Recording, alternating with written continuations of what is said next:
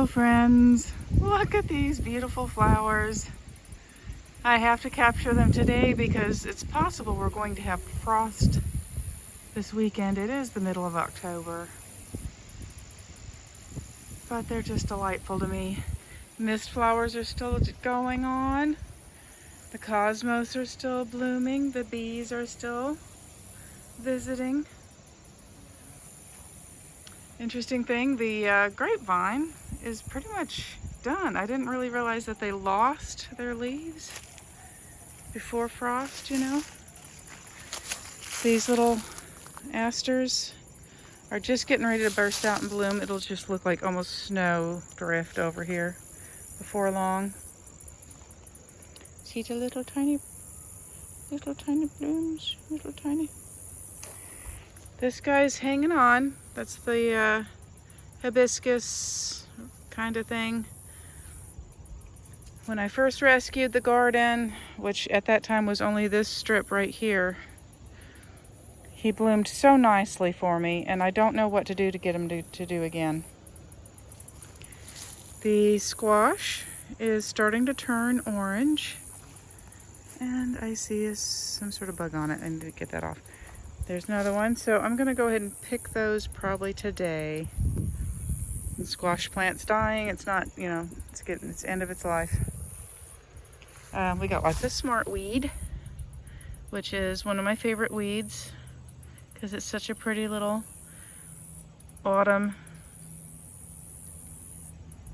thing. There's marigolds, really pretty. The wee pond, I added some water yesterday. It's serving its purpose. It's a wildlife resource, and you know, occasionally we'll see some frogs in there.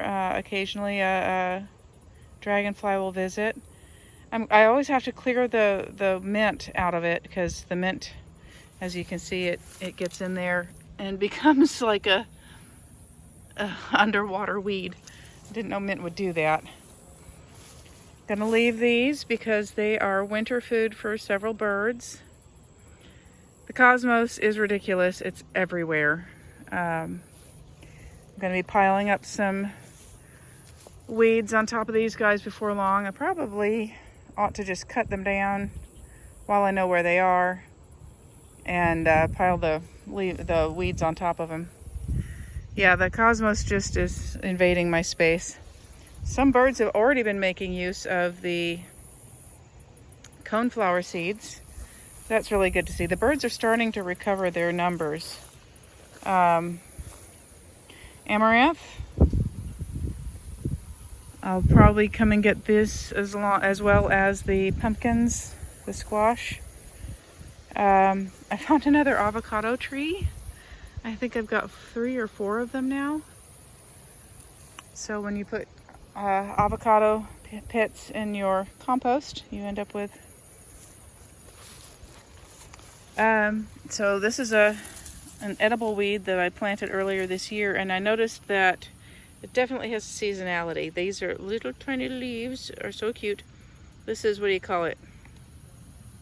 It's not purslane, or maybe it is purslane, but next year we should get some good food out of that. It's really get that out of there.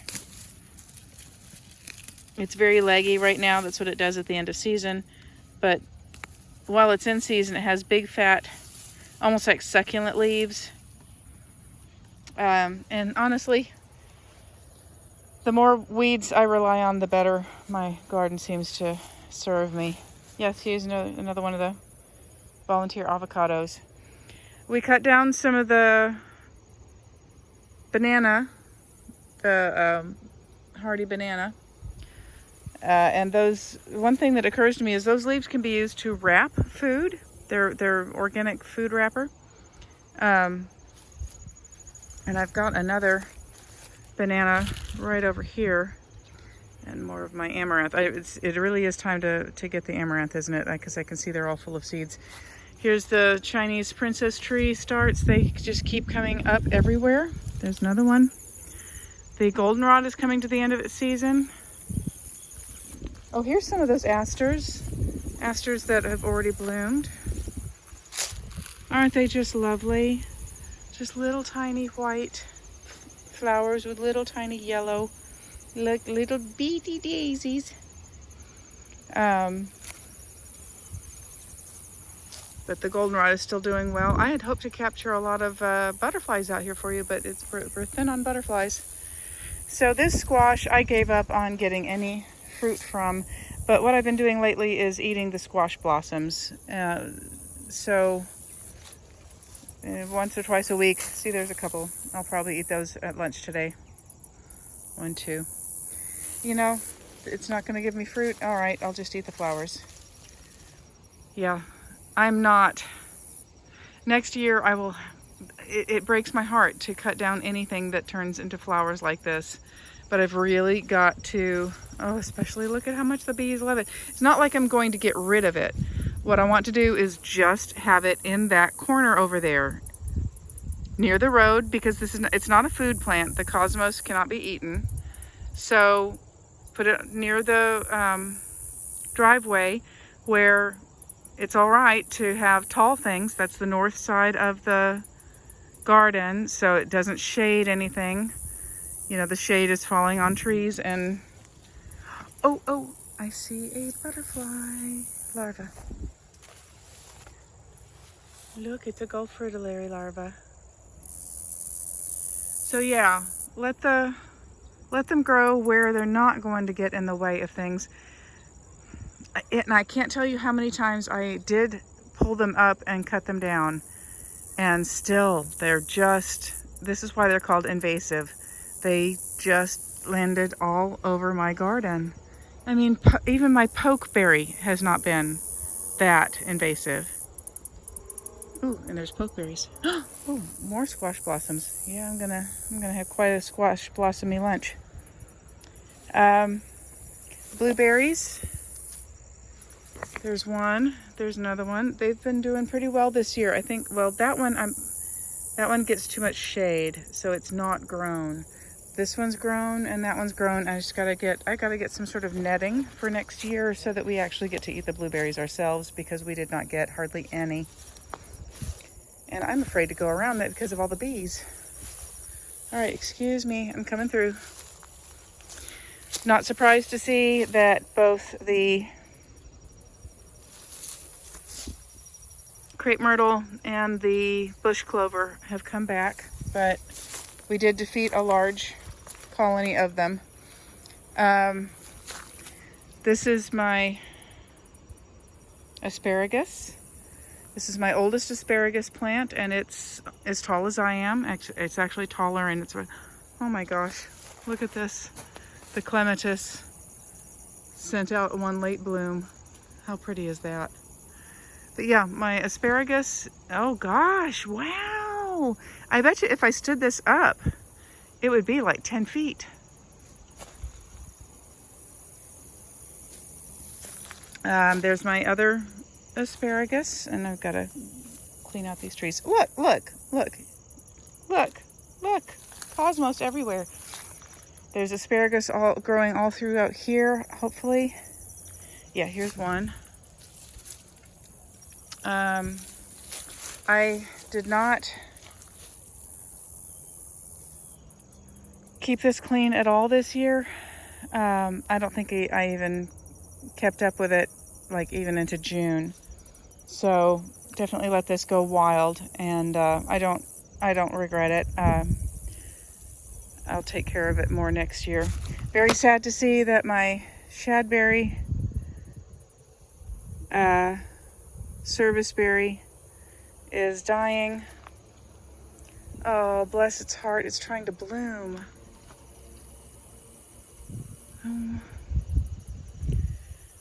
Yeah, I came out, we had a tremendously damp period, and then the last month has been incredibly dry. But after that damp period, I came out and it had just lost all of its leaves. So I don't think it's going to make it. But it's an apple of some sort. So it's subject to the apple cedar rust, and now I've got the treatment for it. If it does come back next year, I think I'm gonna have to take that stalk off. Look at that, it's blackened from the mold. But if it does come back, I'll be able to treat it with the copper sulfide, which is organic. Here's our Monarda Bee Balm. So yeah, wild, wild garden. And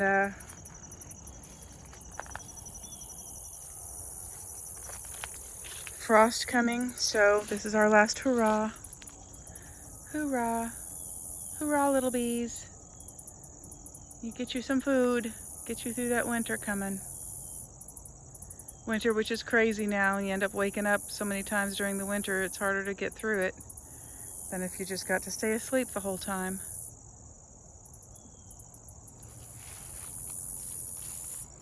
Yeah, I love this mist flower, even if it does take over my walkway. So, oh look, oh, it's kind of breaking my heart to see the caterpillars, because they're not going to have a chance to